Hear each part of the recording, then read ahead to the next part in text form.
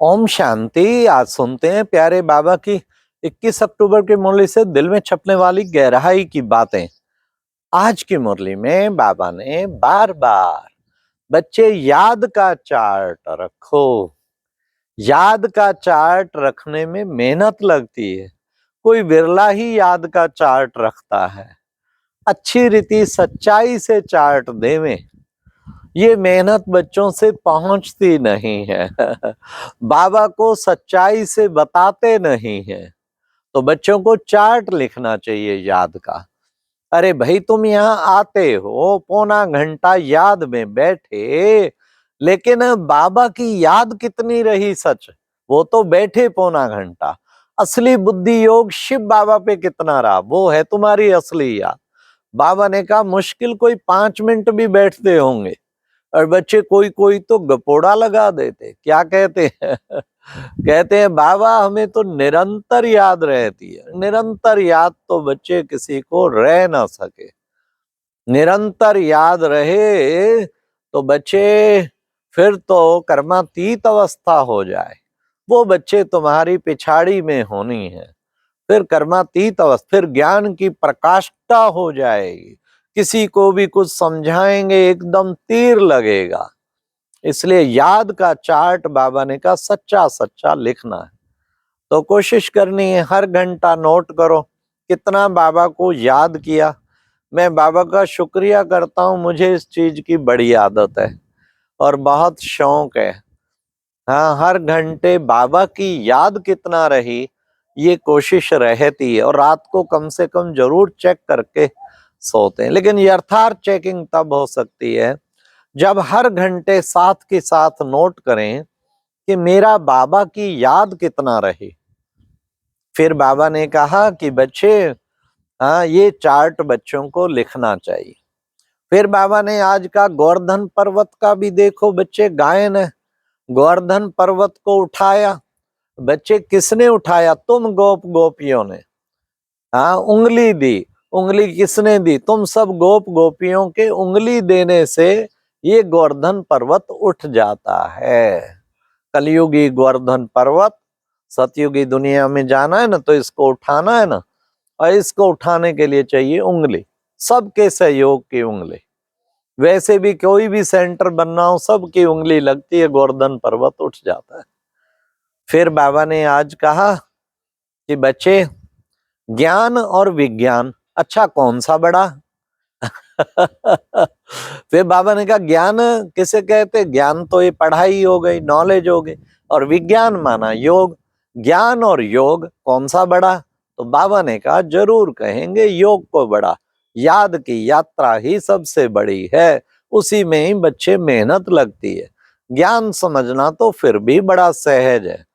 इसलिए बच्चे, तुम्हें याद की यात्रा पर तत्पर रहना है। आज बाबा ने उस याद की यात्रा का भी पहला पहला तरीका जो बताया, बच्चे अपने को आत्मा समझना है। बार बार अपने को आत्मा समझना है। मैं आत्मा ज्योति बिंदु कैसे इस देह के द्वारा पार्ट बजा रही हूँ। बच्चे, बाबा रूहानी बाप बैठ रूहानी बच्चों को पूछते हैं। आते ही बाबा ने कहा अपने को आत्मा समझ बैठे हो? बाबा ने कहा मुश्किल है कोई 24 घंटे अपने को आत्मा समझे। देखना है 24 घंटे में कितना समय हम अपने को आत्मा समझते हैं। आत्मा समझने से बच्चे ये देह अहंकार टूट जाएगा। बाबा ने कहा देह अहंकार टूट जाएगा कब?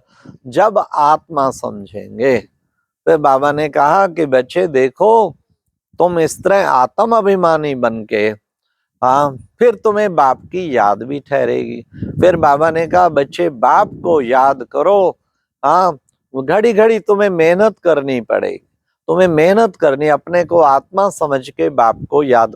यहाँ मधुबन की बात की, यहाँ तो बच्चे बहुत सहज है। तुम्हें बाबा की याद रहेगी, संगठन का बल भी रहता है, सबका ताकत मिलती है। बाहर में जाते हो फिर कुसंग है, वहां तुम इतना अचल अडोल तो नहीं रह पाएंगे। इसलिए बच्चे, तुम्हें याद की यात्रा का खूब अभ्यास करना है। जितना याद की यात्रा को बढ़ाते जाएंगे, तुम्हारा कल्याण होता जाएगा। तुम्हारा कल्याण होता जाएगा और तुम फिर विजयी बन जाएंगे। आज बाबा ने इस योग पर भी बच्चे हर समय देखते रहो, याद की यात्रा में कितना ये माया तुम्हारा बुद्धि योग हटाएगी, फिर हटा देगी, लेकिन तुम्हें फिर लगाना है, बाप के साथ योग लगाना है। फिर बाबा ने कहा कि बच्चे अच्छा बाप को याद करो, साथ साथ बच्चे इस चक्र को भी याद करो। ये चक्र सुदर्शन चक्र बच्चों का फिरता रहना चाहिए, सुदर्शन चक्र बार बार घुमाते रहना चाहिए। फिर बाबा ने कहा कि बच्चे तुमको लिख देना चाहिए क्या, ऑन गॉडली सर्विस, हम शिव बाबा की सर्विस पर हैं। तो बच्चों को सर्विस पर सदैव तत्पर रहना चाहिए। आज बाबा ने सूक्ष्म सर्विस भी बताई। जितना बच्चे तुम बाप को याद करते हो, तो ये याद भी बच्चे एक सर्विस है। इससे भी क्योंकि वातावरण पवित्र बनता है ना, तो याद भी सर्विस है बच्चे, बहुत बड़ी सर्विस। बच्चे म्यूजियम प्रदर्शनी समझाने वालों को तो सर्विस करनी है, सबको समझाना है और सबको बताना क्या है, यही बताना है अपने को आत्मा समझ बाप को याद करो। ये तुम बच्चों को सबको संदेश देना ही है। फिर बाबा ने आज कहा बच्चे ये कुछ चोरी आदि गंदे काम करना ये बच्चे छोड़ दो, ये अच्छा नहीं है चोरी करना, गंदे काम करना। तो बाबा ने कहा बच्चे कभी भी झूठ नहीं बोलना। आधा कल्प झूठ बोलते बोलते कईयों के तो अंदर ही झूठ जम गया है, सच बताते ही नहीं है। तो बाबा को सच सच बताना है, कुछ गलती हो तो भी सच बताओ, सबको सच्चे बाप के सच बच्चे बनना है। तो बाबा ने कहा ऐसा बाबा बच्चों को सच बताने का पूरा पुरुषार्थ करना है। फिर बाबा ने आज कहा कि बच्चे देखो बाबा तुम बच्चों को पावन बनाते हैं। अरे पावन कोई गंगा स्नान से थोड़ी बनेंगे, दुनिया जाति गंगा स्नान करते सोचे पावन बनेंगे, फिर तो सारी मछलियों उन सब की सदगति हो जाए, मुक्ति हो जाए। बाबा ने कहा पावन बनेंगे तुम याद की यात्रा से, ज्ञान से भी नहीं, तुम याद की यात्रा से पावन बनेंगे। बच्चे ये ज्ञान तलवार है तुम्हारी, योग का जौहर चाहिए तो तीर लग जाएगा, किसी को थोड़ा समझाते भी तीर लग जाएगा। तो तुम्हें इस ज्ञान तलवार को भी यूज करना है। तुम बच्चों को महावीर बनना है। महावीर वो जरा भी बुद्धि इधर उधर ना जाए, एक बाप के याद में बुद्धि को लगा के रखे, उसको कहेंगे महावीर। तो बाबा ने कहा कि बच्चे अब देखो निर्वाण धाम तुमको जाना है, क्योंकि ये निर्वाण धाम अब तुम्हारी वानप्रस्थ अवस्था है, वापस शांति धाम जाना है। देखो बच्चे वानप्रस्थ आश्रम में भी क्या होता, बच्चे वहां पर भी काफी माताएं रहती, ऐसे वानप्रस्थ आश्रमों में जाके भी तुम बच्चे सर्विस कर सकते हैं। अभी बच्चे क़यामत का समय है, बाकी थोड़ा टाइम है, इसलिए तुम्हें अपनी बुद्धि अब निर्वाण धाम की ओर ले जानी है। फिर तो बाबा ने आज की मुरली में वरदान में कहा व्यर्थ व डिस्टर्ब करने वाले बोल से मुक्त होकर क्या बनेंगे, अव्यक्त फरिश्ता भव।